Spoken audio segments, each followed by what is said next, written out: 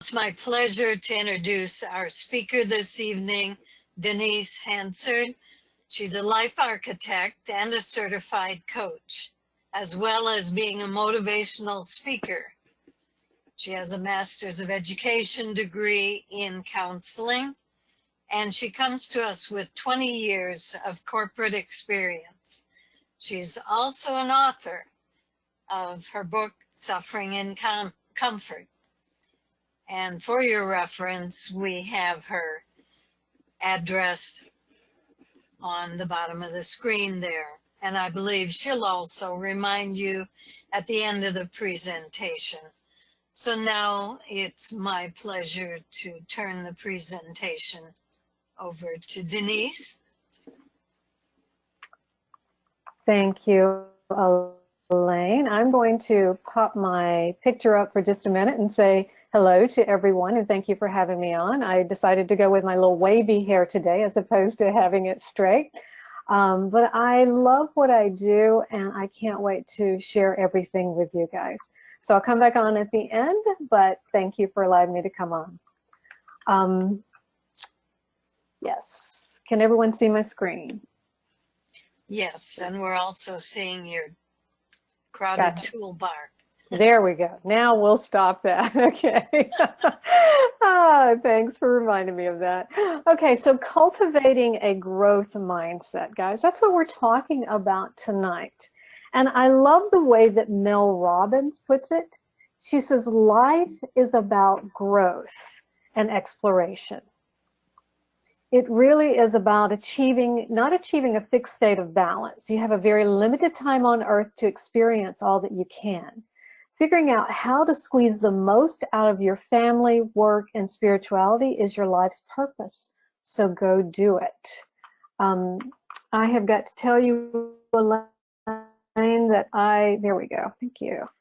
So when you're looking at it, it's like when you're thinking about a growth mindset, you're thinking about that of which is going to take you further than you've ever thought that you could. It's even like the plants that you will suddenly see bursting out of concrete because they find that small little crevice that they're able to break through and decide that they are going to grow as much as they can. And that's what we're looking at tonight, on how to get you into more of a state of a growth mindset with everything. And what I want to do is to look at what's the difference between having a growth versus a fixed mindset, and how it may show up sometimes in life for you. So when we're looking at everything, and I'm having difficulty. There we go. Thank you. There we go. We're going to look at the difference between a growth and a fixed mindset. So think about it like this. If you have a mistake, a failure in your life, to where it's basically just data giving you feedback, there are a lot of people that look at that in a fixed mindset way that says, oh my gosh, I failed, I'll never be able to do any better, and I might as well just give up. When you change it up and you see yourself as having more of the growth mindset, you're seeing all types of possibilities. It's like that data factor that says, hey, I did it this way, I saw how it happened, and I know that I can move forward in a different way if that's what I need to do, as opposed to just giving up completely with everything.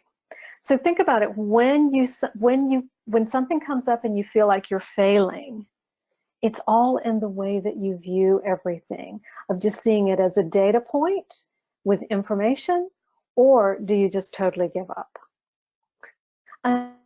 Another difference is when you see it with something like this, as a puzzle. For me, having a growth mindset means that I begin to think outside the box. When I have a problem or a challenge or an opportunity even that comes up in my life, I begin to think of all the many myriad different ways of which to begin to solve it.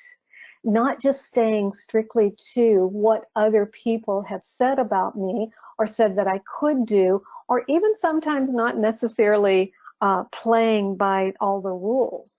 I learned that sometimes when there's the desire there that I want to take, then I'm going to take a risk. I'm going to get outside of my comfort zone so that I will be able to move ahead. And that's what it means by having a growth mindset versus a fixed mindset.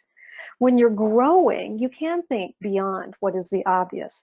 You can really cultivate that I've got it and I can do it frame of mind.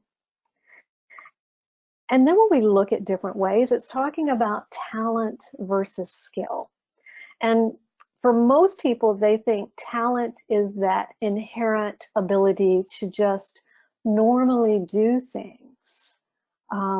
And skill is that which you learn and you practice. It's like you have to work really hard for it. Now, some people will say that you could have both growth and fixed mindset with this, and that's kind of the way I look at it.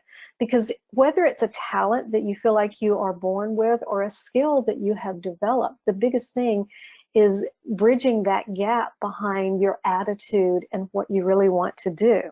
Because growth means trying new activities, searching for ways to learn as much as you can so you can do more. Believing in your ability to stretch and to gain knowledge. You're always asking questions. You're kind of coming from that beginner's mindset with everything. Fixed is more about deciding that if you tried it once and it didn't work, then you can't do it. And so you might as well just give up. And that's not really what we want to do with anything. So think about this question. What mindset do you have? Do you have a growth one? Do you have a fixed one? Or do you have a growth on some and maybe fixed on others? Just write the answer in the chat box. And Elaine, when you see it, if someone's putting something in there, just let me know what they answer with this. Because it really is about your mindset and what you're deciding to do. Because think about it like this, a growth mindset means that you're kind of a risk taker, you're always questioning and you're never satisfied without knowing the answer.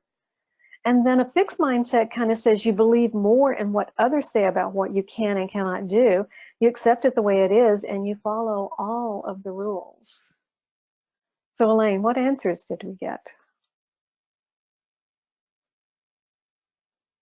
Or let me go over and look. Let's see.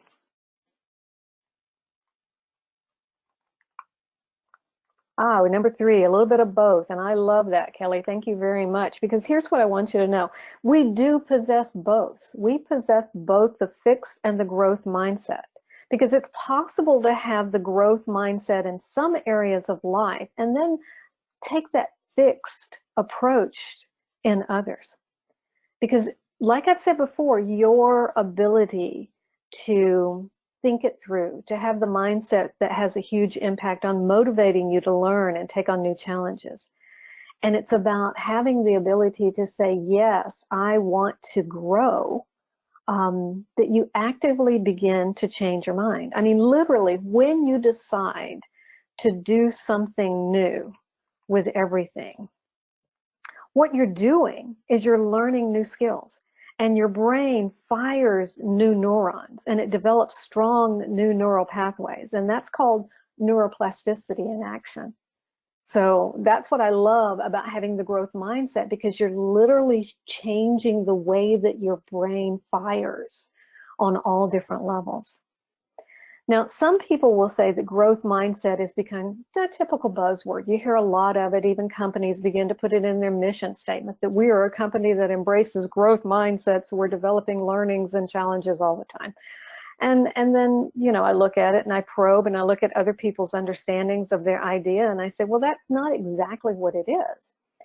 And so there are misconceptions out there about what is a growth mindset. And I want to look at 3 very common ones and just kind of talk them through.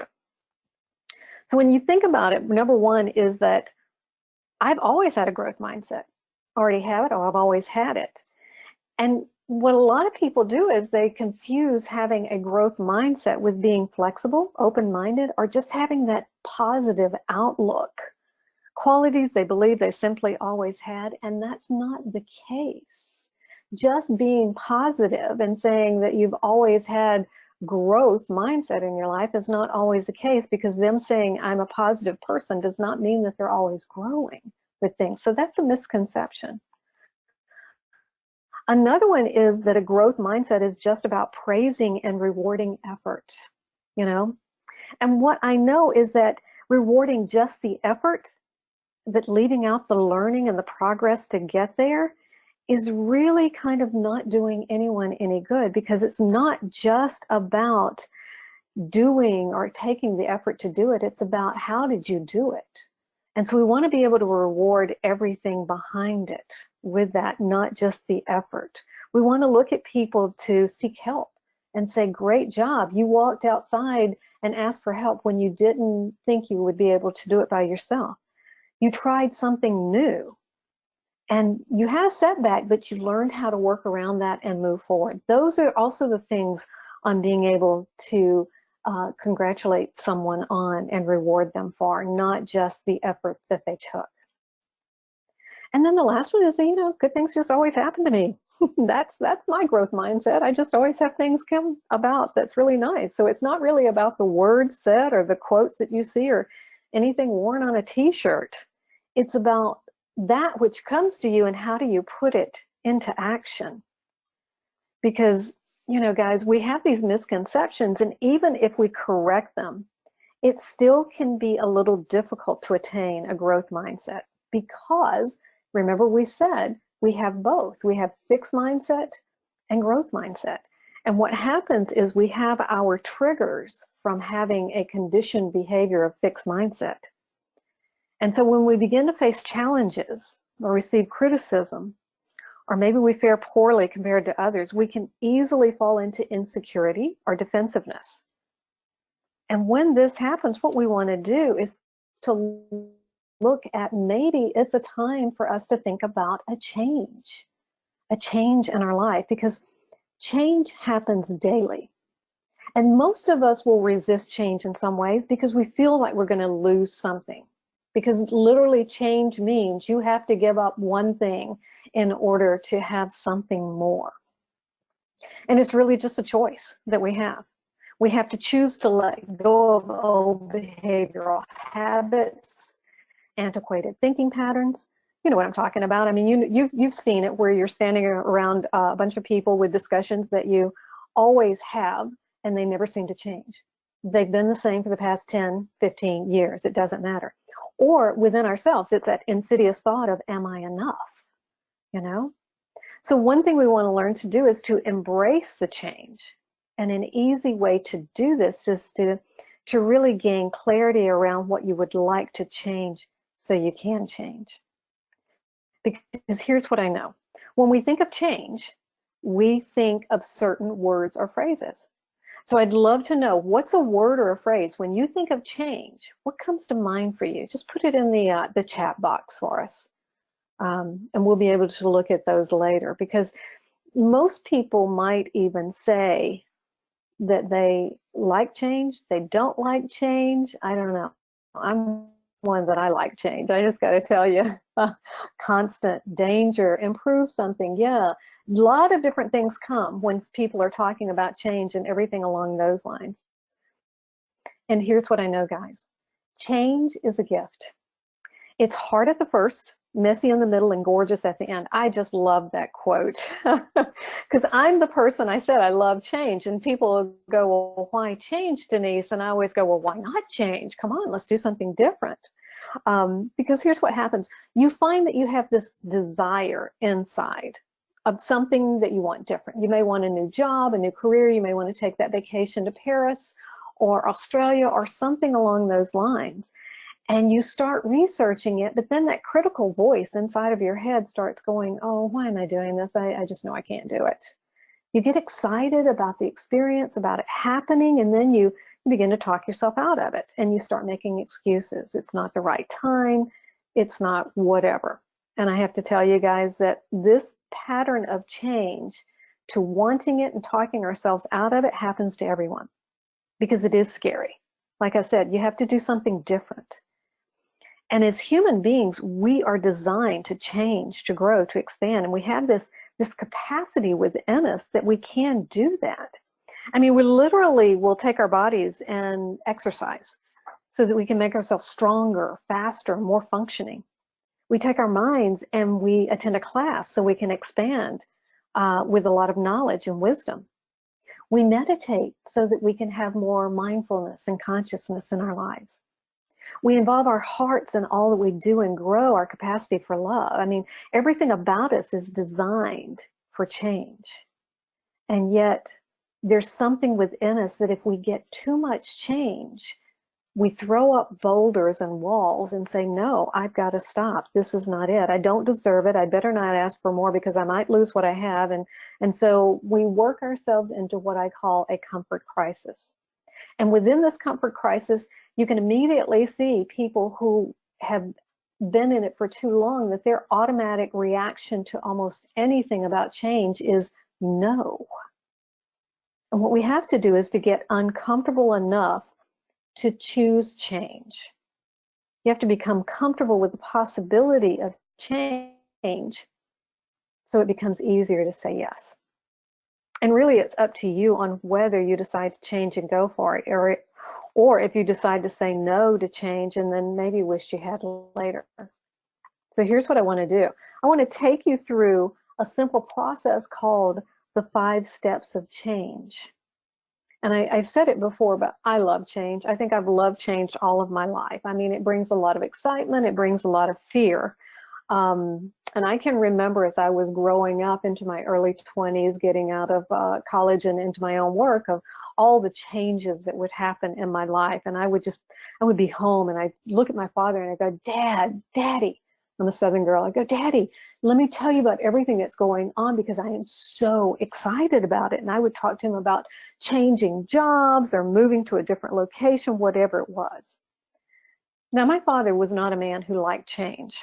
He wanted to do all he could to keep his family safe and from harm. And so change to him meant that really something bad could literally happen. And I vividly remember that I was telling him through all of these things that I was about to change in my life. And as I was talking to him, I could see his face getting redder and redder and redder. And all I remember him doing was blustering out this phrase going, Denise, remember you have to live with the consequences. And of course, in my excitement, I would look at him and go, oh no, isn't it so exciting? And he would just be beyond himself. But recognize this, we have choice.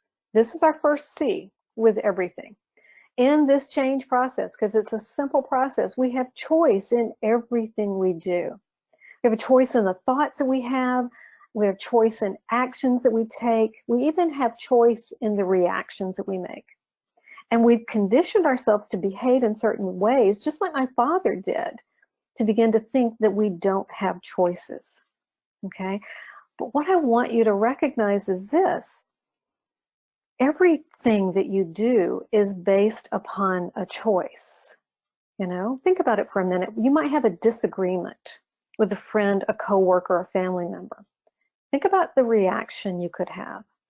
You know, those go-to reactions that we typically have with everything. You might lash out in words harsher than you have wanted. Or you may have turned a cold shoulder and walked away and quietly let everyone know that you've been wronged. Listen, I've done both of those. And I've learned as I look back on it that those were my choices at the time. And now I recognize that that was just one of the behaviors I used, that I was conditioned to make until I began to see it for what it really was and how I began to have choice within everything.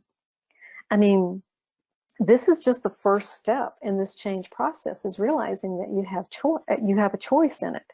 And Jim Rohn puts it this way. He says, your life does not get better by chance. It gets better by change. So let's look at the next step, the how. And I got to tell you guys, the how is going to stop you every time.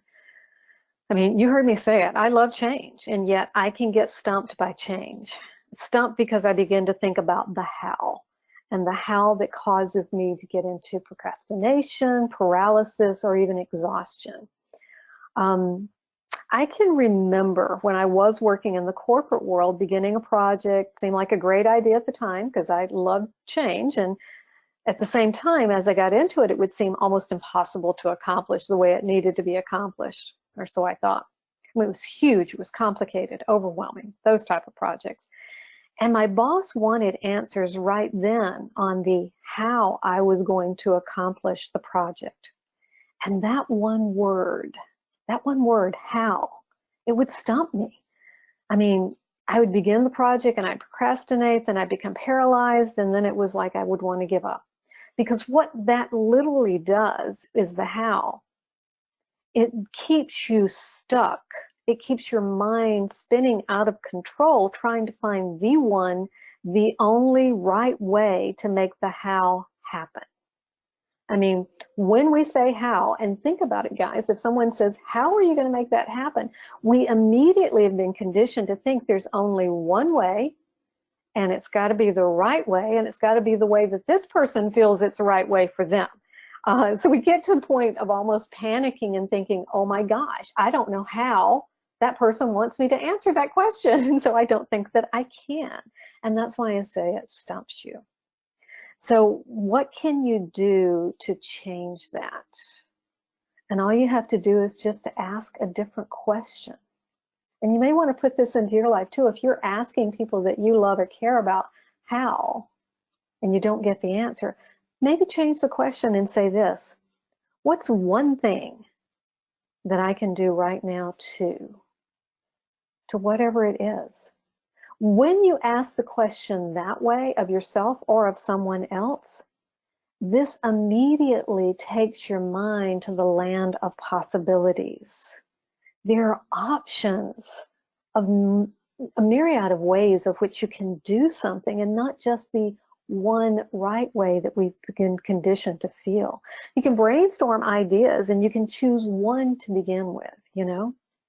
And then if that idea doesn't work, guess what? You had other ideas. So then you can start on another idea and look at that one instead of just, you know, paralyzing yourself with only one way. I mean, I think about this very much like the medical profession.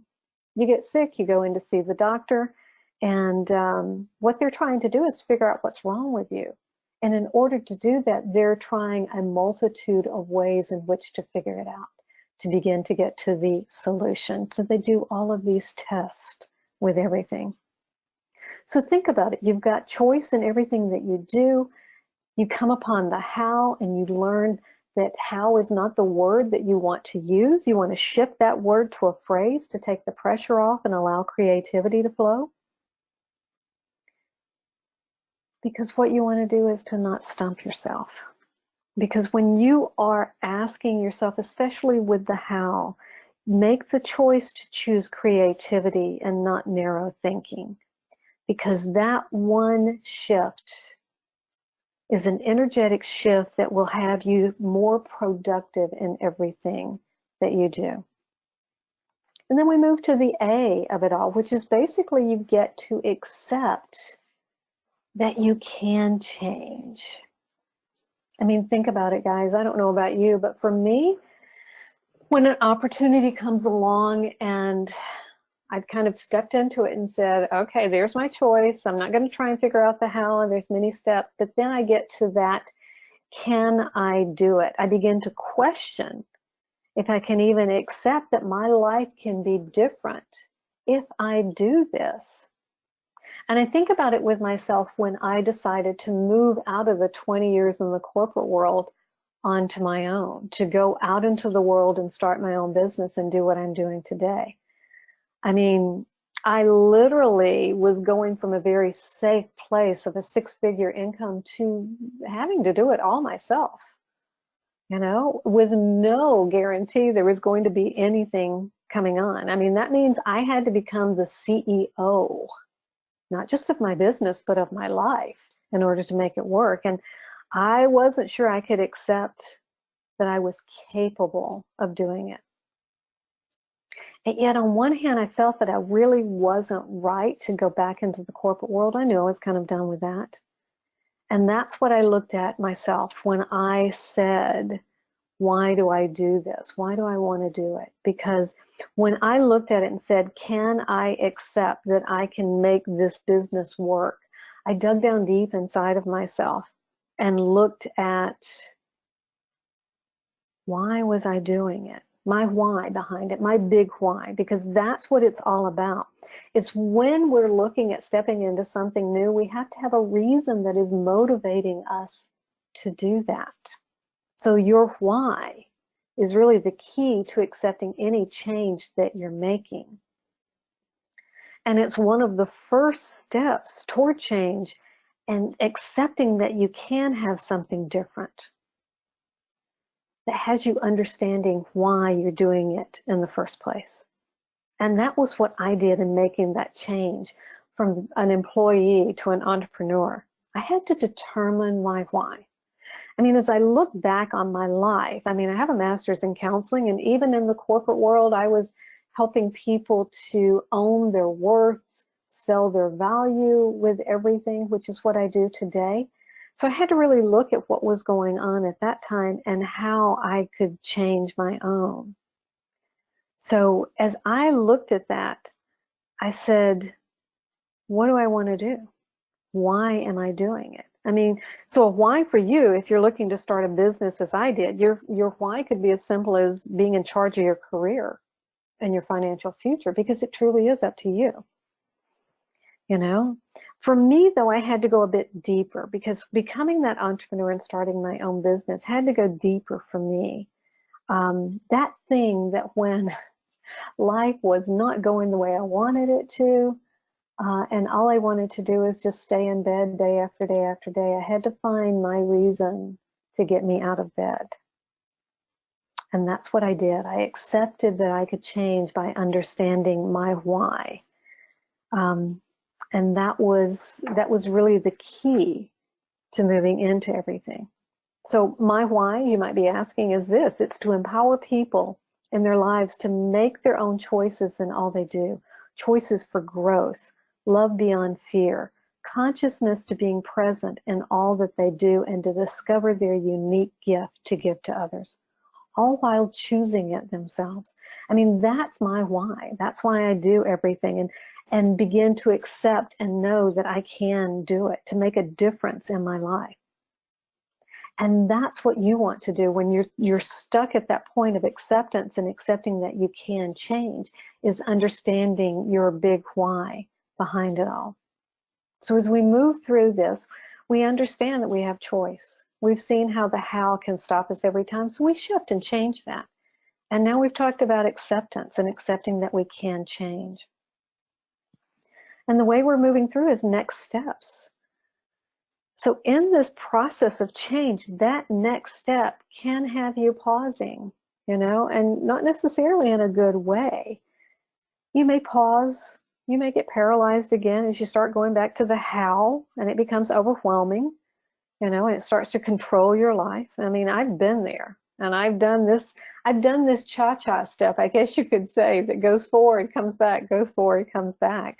I mean, paralyzed to the point where my brain wanted to explode, becoming lightheaded and feeling the sweat just pouring down my back, as I couldn't see just one step to take, much less any steps to take to get me going.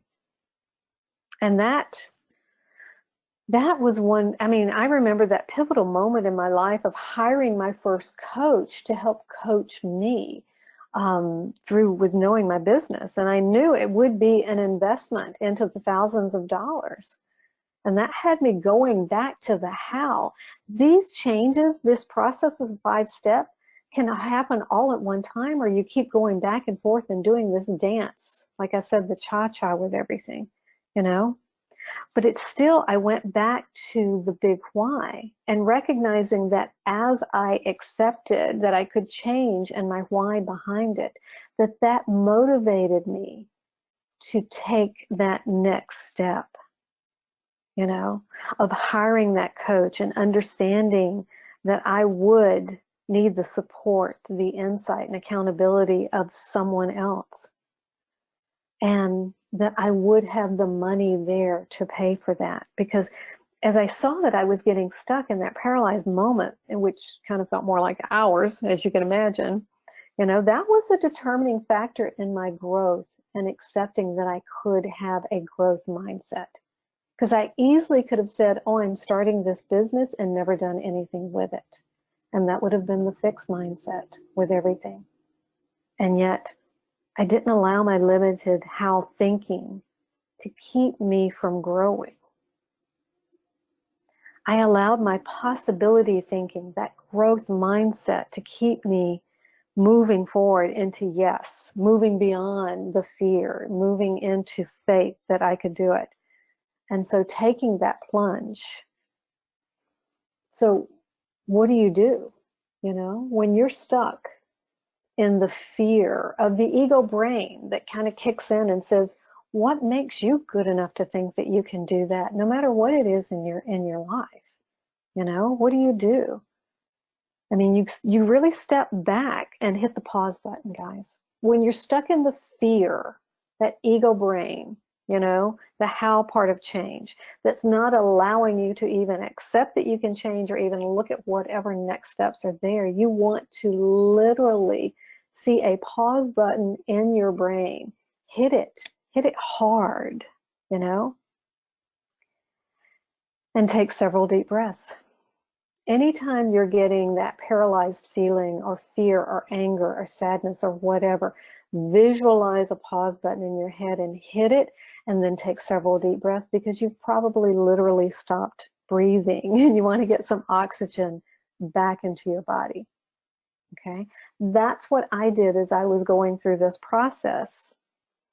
I had to literally just stop what I was doing internally, shut my mind off, get the breathing back going, so that I could relax into the possibility of creativity and, again, brainstorming the ideas to find a next step.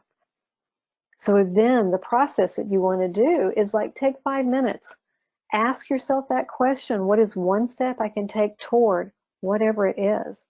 Get pen and paper. Let your mind go wild. Write everything down that you possibly can think of. Just brainstorm it. I don't care how foolish it is. You know, it could be something as, oh, I need money to pay this bill. And if your mind says rob a bank, write it down. Hopefully you're not going to do that, but if you do, don't call me, no. You're going to look at all of those things that you just wrote down and decide, what is the next step that I can take? Because your next step is really your first step, and that's always the hardest one to take. But once you take it, guys, and do the activity, you know, then you begin to take a next step and a next step, which gets you to that point of gaining momentum with everything.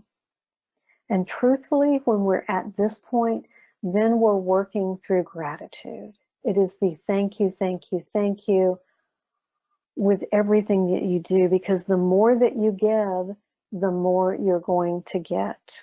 And you've heard that saying, and honestly, guys, it is true, you know? You can see this in almost anything that you do in your work and in personal connections. It's sometimes doesn't always show up when you give, but it does come back to you. And remember that giving is only one part of it, because if everybody is giving, then no one's receiving. And we have to have both the giving and the receiving back, so that we can fulfill that gratitude moment for ourselves and for everyone else. So the one way that you can gain momentum in the process of change to work for you, again, it's gratitude, being grateful in all that happens in every waking moment of your life. Wake up happy, wake up grateful, go to bed grateful, backing out and not hitting a car, grateful. These are moments for me with everything, because then what happens is you're in evolution, and that's the growth stage. Anne Frank said it this way. She said, the final forming of a person's character lies in their own hands. And it's now up to you to really determine if this process of change is to become more in your own character, because it lies in your hands. Evolution is the step in which you make a decision to go beyond any place that you've become comfortable, to get out of your comfort zone.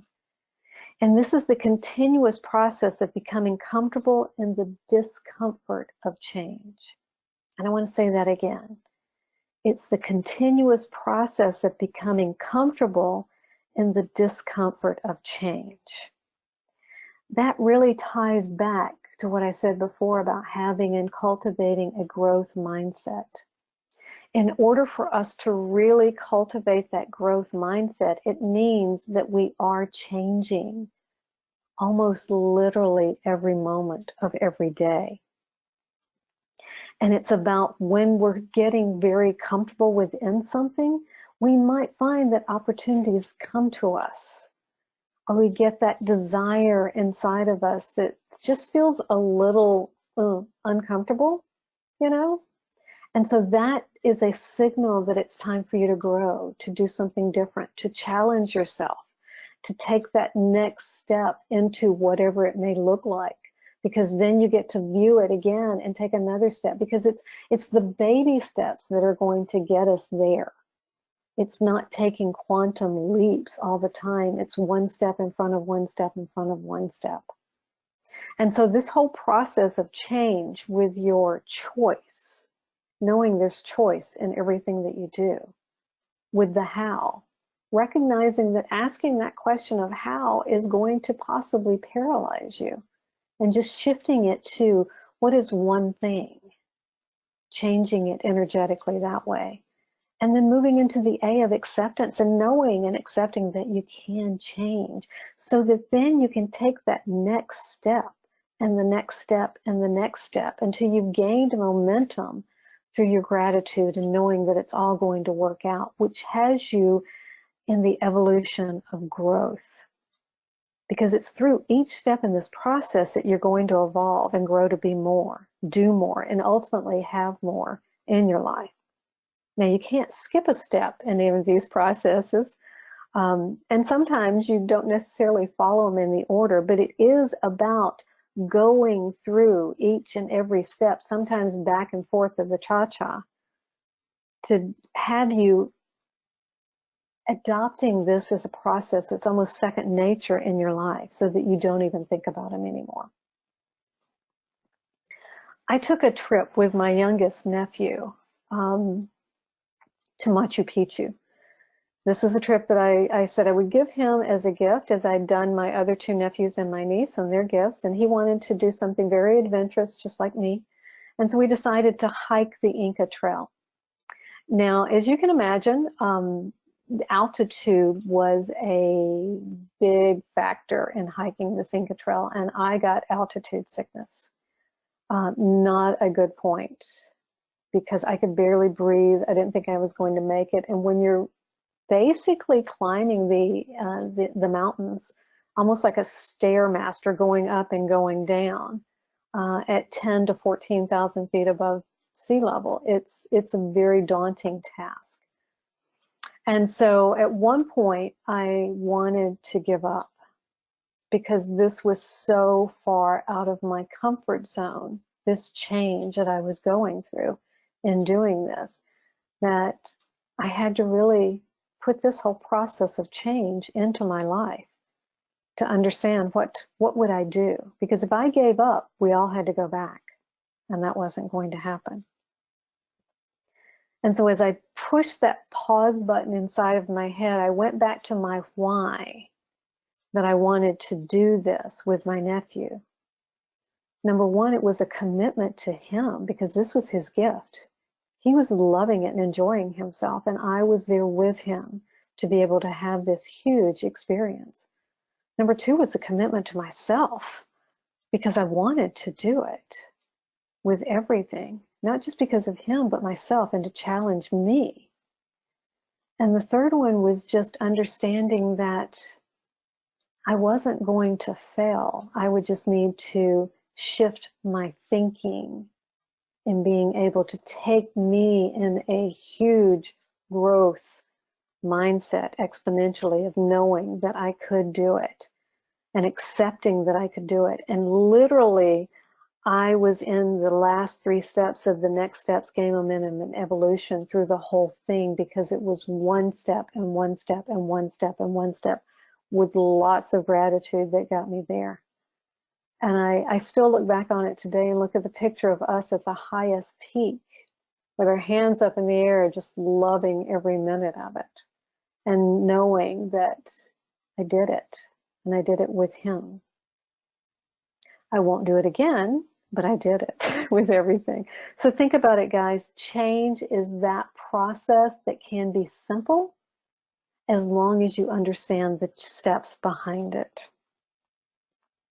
So one thing I want to talk to you about is like, we have to, if you focus just on the results, then you're really never going to change. But if you focus on change, you're going to get results.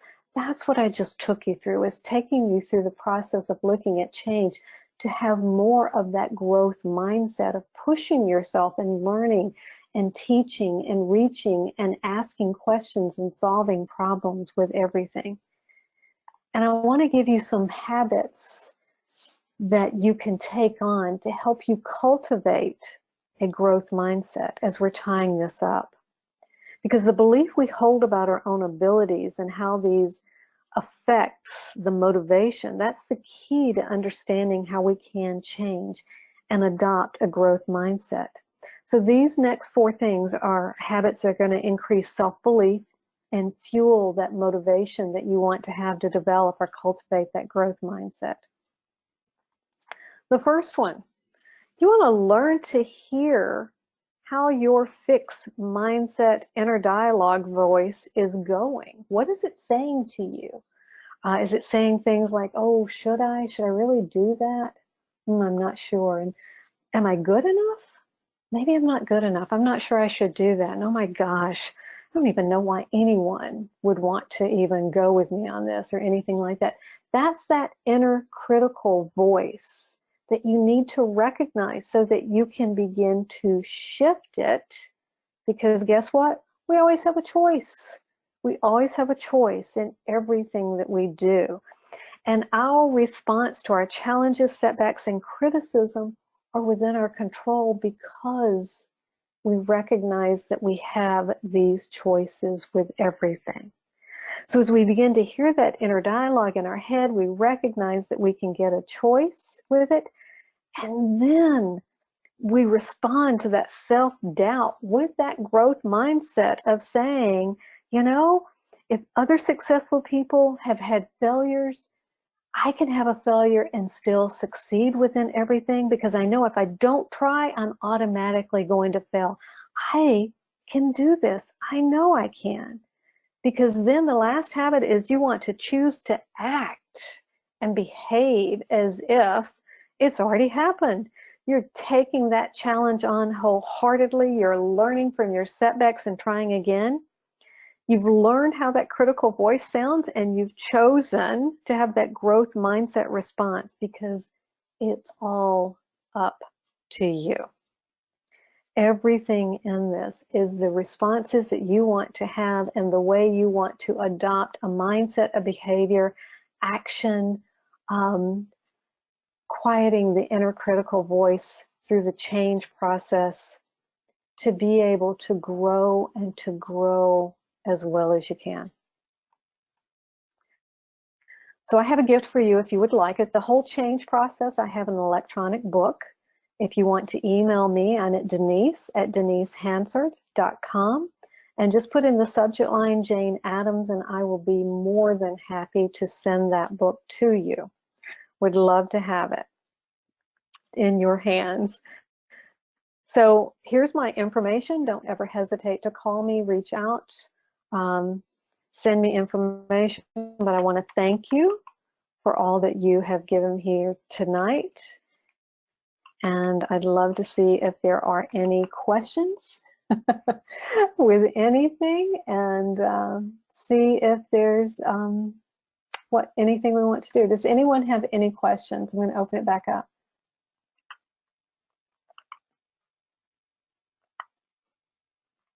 No questions. Okay, I am going to pass the... I have a question for you.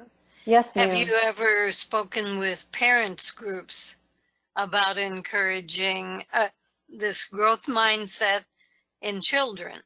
You know, maybe high schoolers or middle schoolers. I have not, but I would love to. I mean, I think this growth mindset and the process of change can go through any age. It's from the very beginning to the last days of our life. Because as we think about it, when we come into this world, we're perfect. And then we start getting conditioned behaviors because our parents want to keep us safe, our teachers want to keep us focused, you know, everything along those lines, which are all good. And yet at the same time, it's about having that inquisitive mind to grow, to ask questions. I think that was one of the things that I probably frustrated my parents with an awful lot, is I was always asking questions. Always. It wasn't just in the two of asking why, but it was all through my life of asking, well, what if we looked at it this way? And so cultivating that growth mindset, I think, is key to really deciding, what do you want out of life? And I'm definitely not saying don't break rules. We don't want to break rules. We don't want to rob a bank. I saw that in there. Of course not. But we do want to question our limitations and our boundaries with everything. I think children that grow up with perhaps parents who work in a more creative or a problem-solving setting, they might have more exposure to this kind of thinking. I believe they can. Mm-hmm. People who might work in business or corporate settings, there's a lot of structure and expectations and perhaps more rigid thinking when it comes to making changes. I think that the environment can play a role, definitely. And yet it truly is within each and every one of us on how we want to live and to work and to play within whatever environment that we have. I think it's about our own inner ability to encourage ourselves, no matter what, to have a growth mindset, to adapt to change and to take on new things. It always helps to have the support of others, whether it is in your family, your friends, or in your corporate work, or in any work that you do, to have that support, because we're not meant to be alone. We're meant to have the support of others to help us on our journey in this life. So I think it goes both ways, but it all begins with us. Inside, what we say to ourselves, aloud when no one's around, or just inside of our head, and how we truly love ourselves on the inside, that has us deciding, yes, I want more. Do you think this is more natural to men rather than women? Do you think women have to learn this and learn how to do this, whereas it's maybe more natural to men who are given more leeway in growing up as far as following rules? Here's the way that I look at it. I don't necessarily believe that it's gender-based. I think it is, for my feeling is that we all have masculine and feminine energy within us, and both come out. So I think it's whichever of those energies, which is typically on something like that, I think what you're talking about is seen as a more masculine energy of taking the reins and going forward with it. I think that everybody can embrace it. On the outside, it may look as if it's more inherent within men, because it's a conditioned behavior to go ahead and just ask and go forward. That is a conditioned behavior that most men have. They don't ask for permission, they just do it. You know, women, we have been conditioned to put everyone else before us and not necessarily put ourselves first with it all. So I think it can go both ways, but I do believe that is one of those of which it is about choosing for you what you truly want with everything. Well, I read something recently that was saying you need to tell the voices in your head that you're in charge. And I think women oftentimes don't. You know, they have the voices from their growing up or from their family or friends, and Mm-hmm. those little nagging doubts can overcome taking on a new project and growing. Exactly. Exactly. I think that probably because of the way that we have been conditioned, does make it more of an opportunity, I'm going to say, for us to learn to share our voice. It's not that we want to be seen as men. That's not what we're wanting. No. Yes, I want equal pay, but I want equity. I want a seat at the table. And I want to be able to share my message in the way that I share it best.